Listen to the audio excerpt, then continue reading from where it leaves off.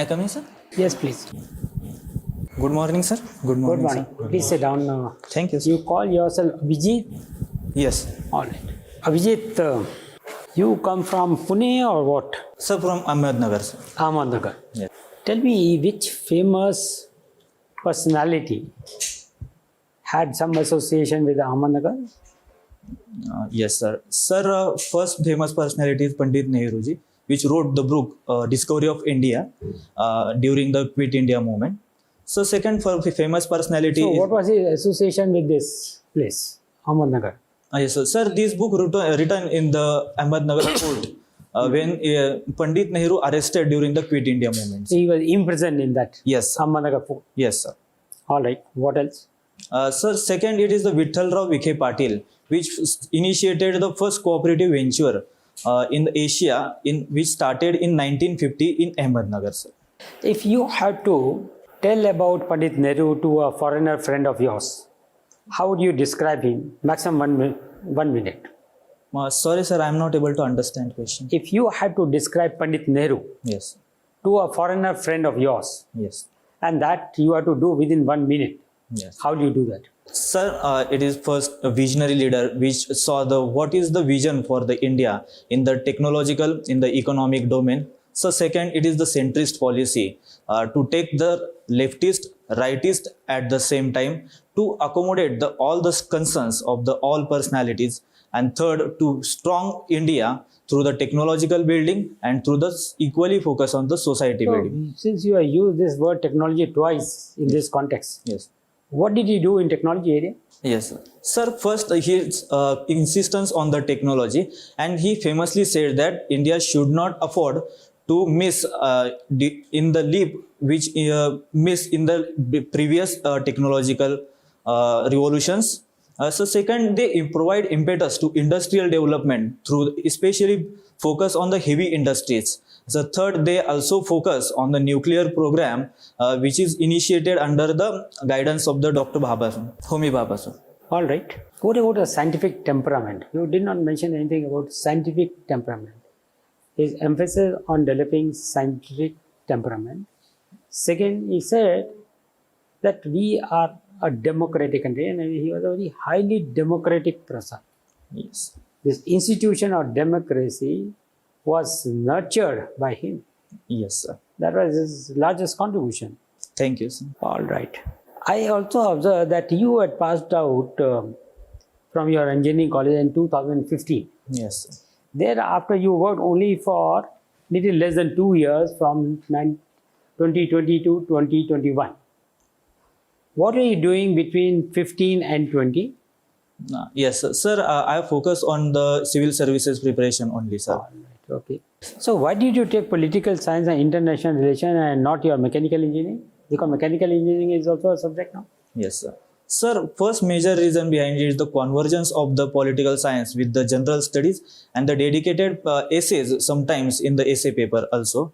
So second difficulty associated with the mechanical, it is quite difficult to cover entire subject in the 3 month and But the you revision. must have studied mechanical engineering for 4 years. Yes, sir. तो फिर preparation की कहाँ जरूरत रहेगी? If you are done your 4 years in mechanical engineering, where do you require preparation? Maybe some brushing up. That is good enough. No, sir. Here some concerns regarding the educational pattern in the university, which kind of a rote learning. So their focus on insistence on the completion of a paperwork. Okay, Abhijeet, Yes. we keep hearing about metaverse. What exactly is this word called metaverse? Sorry, sir. I am not able to recall, sir. Do you have any exposure to blockchain technology? Sir, I have read about the blockchain What technology. exactly? Suppose you are to explain blockchain technology to your mother. Yes. How do you explain it? Yes, sir. Sir, it is a kind of a rope in which every knot has a kind of a information storage, and each succeeding knots can be traced to the preceding information knot. So if we want to store information along the knot of the rope, then in simply term it as a blockchain. So it is a distributed ledger technology in which information stored along the nodes. So why do you call it distributed storage? Yes, sir. For the storage of the information in the blockchain, we require consent of the all the stakeholder involved in the ecosystem. We have been trying to bring fiber for the purposes of bringing connectivity in every nook and corner of the country. Yes. There is a big program which is known as a BharatNet kind of thing. Yes. However, in spite of all our efforts, we have not been able to provide good, reliable, and robust connectivity, especially in remote areas or in the hill areas. There is a new concept called satellite communication, low orbit satellite communication. What exactly is this? And who are the players in this? Yes, sir. Sir, a major initiative of the Starlink, which has proposed the installation of a multiple satellites in the low Earth orbit. Especially, they propose 40,000 satellites to provide the connectivity in the all the remote areas. So, what are the impediments in this? Yes. Sir, first impediment is the cost associated with the launching of the so much satellite, like 40,000 satellites. And so secondly, major is the space debris, which may affect the future satellite, especially the sensitive satellites like communication. The private players figure it out, how they are going to address this particular issue. Why this is not coming into India now? It's taking too much of time. Yes. Sir, for the to reducing this technologies, so we require the multiple launches in the single launch vehicles. So this reduce the cost. So secondly, we require international cooperation for the capture of the space debris and the situational awareness in the space to enhance our awareness and enhance our sharing of information in it. My last question. We have brought out 4 labor codes. Yes. There was a need to replace the existing 44 central labor laws with 4 labor codes, and how this concept of 4 labor codes would help India to have greater growth and prosperity. Yes. Sir, regarding the need of the labor code, sir, there are multiple labor laws in the central and the state. That I have already told you. Yes. The idea was to replace 44 central labor laws with 4 labor codes. That I have already told you. You don't have to repeat that. But how is it going to help India to move forward? Yes. Sir, it provide the ease of doing business as the new provisions like fixed term employment provide Right, so the let's take this flexibility. What exactly is fixed term employment and why is it important?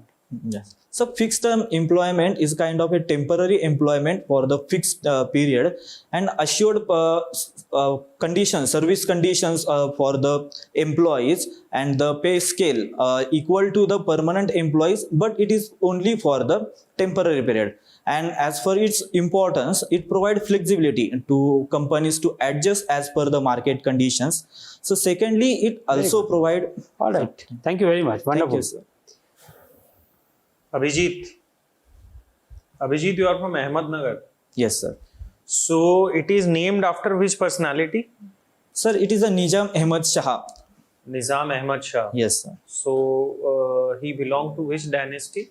Sir, first it belongs to Bahmani kingdom, but after the establishment of her empire, he belongs to Nizam Shahi Sultanate. Nizam Shahi. Yes. Okay.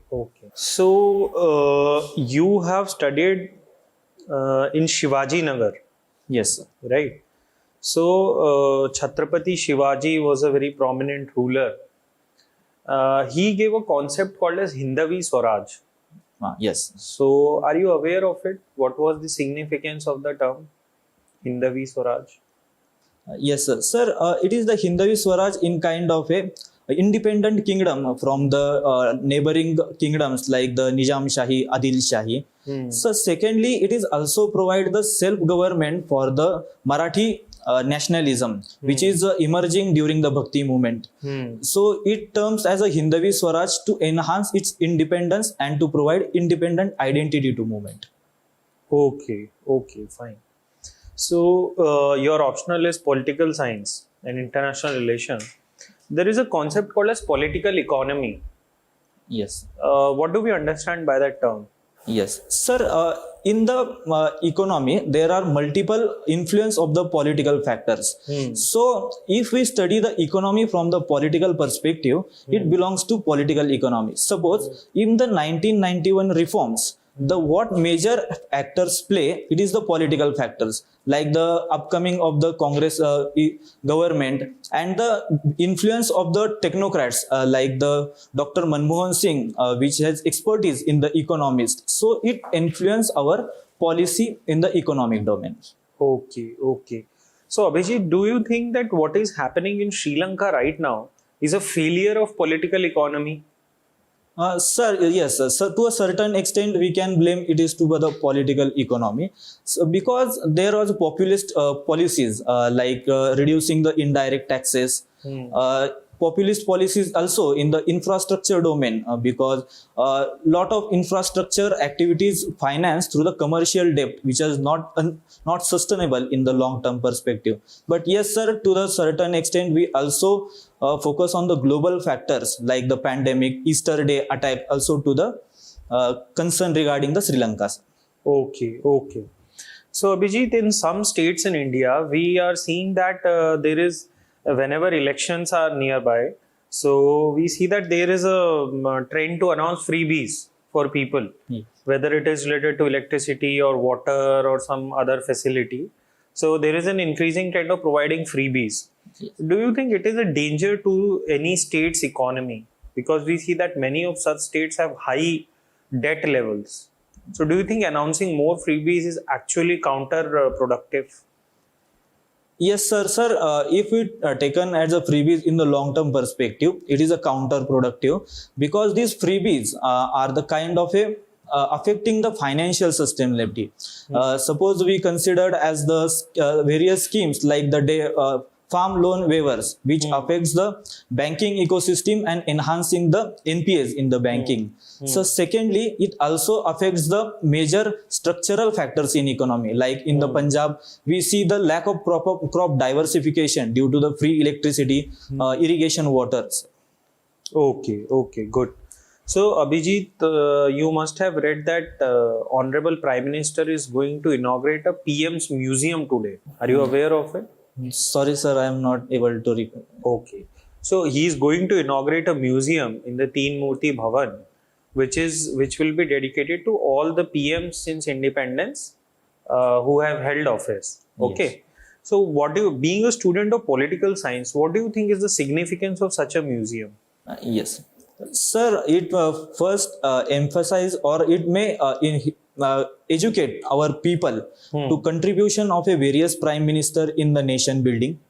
So secondly, it also educate ours to different ideologies, different perspectives of the each prime minister, and to build future policies as far as to accommodate all the ideologies in the policy makings.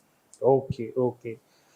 Recently, in a district in Maharashtra, blockchain has been adopted for issuing educational and caste-related certificates. Yes. So, which is that district? Sir, it is Gadchiroli district. Sir. Gadchiroli. Okay, okay, good. So, one of your hobbies is following international affairs. So, how do you exactly follow it? Do you watch YouTube videos or read magazines? What do you do? Yes, sir. My first focus on the reading the newspapers. Okay. Reading the page, the world in the Indian Express, Hindu, and the reading the editorial as far as possible on the major issues. So, secondly, I also want to discover the historical background of the conflict, like the recent Russia-Ukraine conflict. What are the roots of its conflict? What are its impact on the India and our society in the short-term and long-term perspective? Okay, so as you mentioned, the roots of the current conflict. Yes. So, if you can explain in brief, what is the historical perspective of this conflict? Yes, sir. Many scholars considered it is the eastward expansion of the NATO.